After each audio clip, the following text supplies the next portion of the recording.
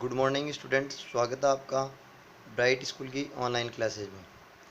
Students, पिछले video में हम राष्ट्रीय आंदोलन के बारे में पढ़ रहे थे। राष्ट्रीय आंदोलन की जो प्रमुख घटनाएं थी उनके बारे में पढ़ रहे थे, जिसमें हमने असहयोग आंदोलन, सविनय अवज्ञा आंदोलन है, जलियांवाला बाग हत्याकांड, साइमन कमीशन, इन सब के बारे में पढ़ लिया था। आज हम भारत छोड़ो आंदोलन जो 1942 में होता उसके बारे में पढ़ेंगे।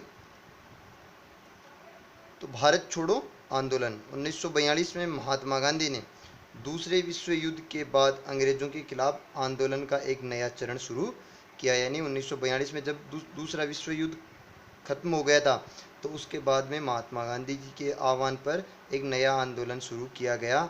उन्होंने अंग्रेजों को चेतावनी दी कि वे फौरन भारत छोड़ दें, कि तुरंत ही क्या करें, भारत छोड़ दें। गांधी जी ने जनता से आह्वान किया कि वे करो या मरो के सिद्धांत पर चलते हुए अंग्रेजों के विरुद्ध अहिंसक ढंग से संघर्ष करे। कि उन्होंने नारा दिया कि या तो देश के लिए कुछ करो या देश के लिए मरो, करो या मरो का आह्वान किया। और इस सिद्धांत पर चलते हुए उन्होंने कहा कि अहिंसक रूप से हमें लगातार अंग्रेजों के विरुद्ध वो लगातार संघर्ष करना है। गांधी जी और अन्य नेताओं को फौरन जेल में डाल दिया गया। कि उनको क्या किया गया, पकड़ के जेल में डाल दिया गया, बंदी बना लिया गया अंग्रेजों के द्वारा। इसके बावजूद यह आंदोलन फैलता गया, कम होने के बजाय आंदोलन और बढ़ता गया। किसान, युवा इस आंदोलन में बड़ी संख्या में शामिल हुए।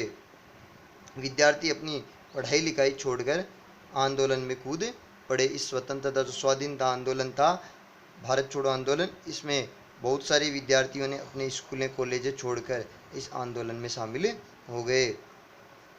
देश भर में संचार तथा राजसत्ता के प्रतीकों पर हमले हुए। बहुत सारे इलाकों में लोगों ने अपनी सरकार का गठन भी कर लिया था। कि बहुत सारे इलाके प्रांत थे, उनमें सरकार ने अपनी अपनी सरकार का गठन भी कर लिया था। लोगों ने अपने अपने गुट बना लिए थे। अंग्रेज सरकार द्वारा इस आंदोलन को बर्बरतापूर्वक तरीके से दबाया गया, यानी क्रूरतापूर्वक तरीके से इस आंदोलन को दबाने के प्रयास किए गए। 1943 के अंत तक 90,000 से ज़्यादा लोग गिरफ्तार कर लिए गए थे। यानी 1943 तक 90,000 से ज़्यादा लोग तो इसमें गिरफ्तार कर लिए गए थे और लगभग 1,000 लोग पुलिस की गोली से मारे गए थे। बहुत सारे इलाकों में हवाई जहाज़ों से भी भीड़ पर गोलियां बरसाने के आदेश दिए गए। यानी आंदोलन को दबाने के लिए अंग्रेजों ने क्रूरतापूर्वक जो नीतियां थी वो अपनाई, परंतु अंत में अंग्रेजों को इस स्वाधीनता आंदोलन ने घुटने टेकने को मजबूर कर दिया। यानी आंदोलन इतना तीव्र हो गया कि अंत में उनको भारतीयों की ये बात थी ये मानने को मजबूर कर दिया।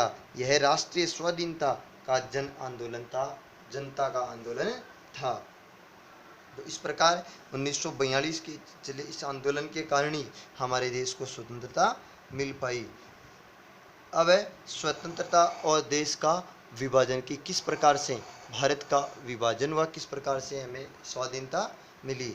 तो 1940 में मुस्लिम लीग ने देश के पश्चिमोत्तर तथा पूर्वी क्षेत्रों में मुसलमानों के लिए स्वतंत्र राज्यों की मांग करते हुए एक प्रस्ताव पारित किया। कि 1940 में कि मुस्लिम लीग पार्टी थी, उसने पश्चिमोत्तर और जो पूर्वी क्षेत्र के मुसलमान थे उनके लिए स्वतंत्र राज्यों की मांग करते हुए एक प्रस्ताव पारित किया था। इस प्रस्ताव में विभाजन या पाकिस्तान का जिक्र नहीं था, केवल मुसलमानों को अलग से प्रांतों को में अलग जो स्वायत्त जो प्रतिनिधित्व का शासन था उसकी ही बात की गई थी। मुस्लिम लीग ने उपमहाद्वीप के मुसलमानों के लिए स्वायत्ता व्यवस्था की मांग की थी। केवल यानी मुसलमानों का भी कुछ अधिकार हो, उनका भी राजनीतिक में सक्रिय रूप से हो, इसलिए स्वायत्ता व्यवस्था की मांग की थी। 1930 के दशक के आखिरी वर्षों में लीग मुसलमानों और हिंदुओं को अलग अलग राष्ट्र मानने लगी थी, लेकिन 30 के दशक के अंत में जो मुस्लिम लीग पार्टी थी वो मुसलमानों को और हिंदुओं को एक अलग अलग राष्ट्र के रूप में देखने लग गई थी, मानने लग गई थी। इस विचार तक पहुंचने में 20 से 30 दशकों में हिंदुओं और मुसलमानों के कुछ संगठनों के बीच हुए तनाव भी प्रमुख थे। जो हिंदू मुस्लिम संगठन थे, प्रमुख पार्टियां थी, उनके बीच हुए जो तनाव थे वो भी प्रमुख कारण माने जाते हैं। और 1937 का जो प्रांतीय चुनाव था, संभवतः इसी इससे भी ज़्यादा बड़ा कारण रहा था, क्योंकि 1937 का जो चुनाव था उसमें मुस्लिम लीग को इस बात का यकीन दिलवा दिया था, कि इस बात का यकीन हो गया था 1937 के प्रांतीय चुनाव में कि यहाँ मुसलमान है वो बहुत ही अल्पसंख्यक है, बहुत ही कम संख्या में है, और किसी भी लोकतांत्रिक संरचना में उन्हें हमेशा गौण भूमिका निभानी पड़ेगी, यानी न के बराबर उनका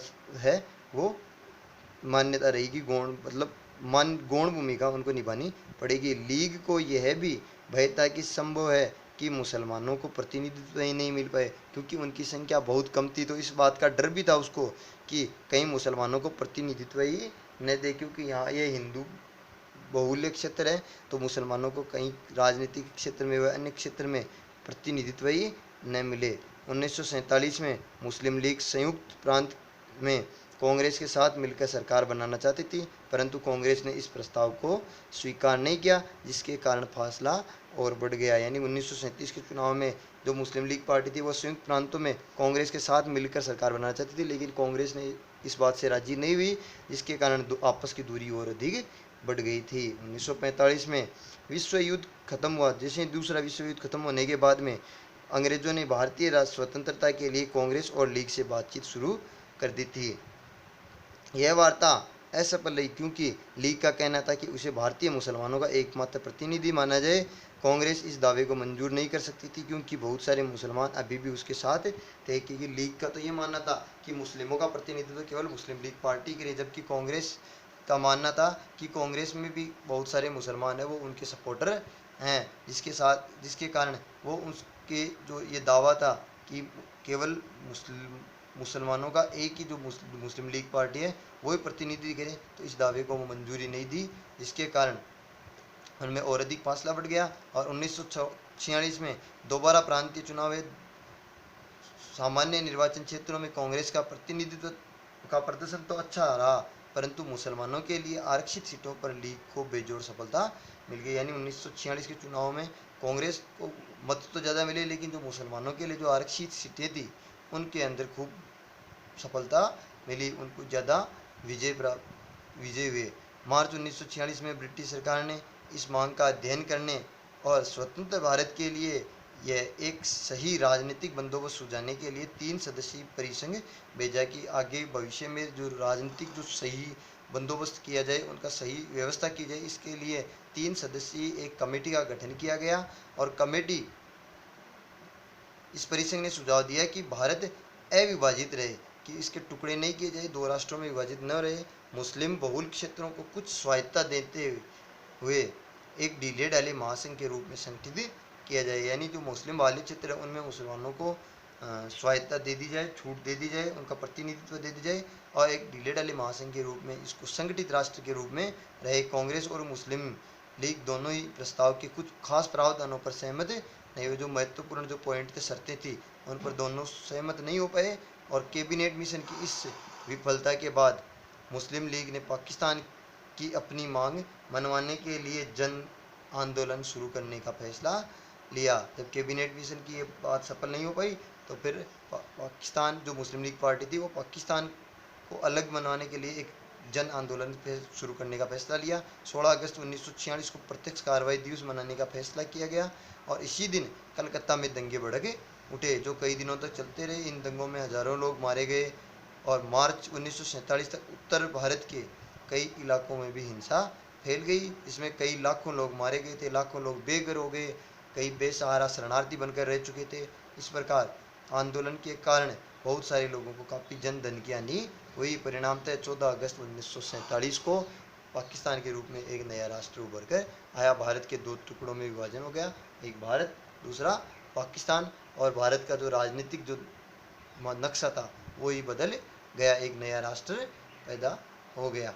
इस प्रकार से भारत और जो पाकिस्तान है उसका विभाजन हुआ। क्वेश्चन आ सकते हैं कि भारत और पाकिस्तान के विभाजन के बारे में आप क्या जानते हैं, विस्तार से वर्णन कीजिए, और भारत छोड़ो आंदोलन का वर्णन कीजिए। तो इनका उत्तर हम आसानी से दे सकते हैं।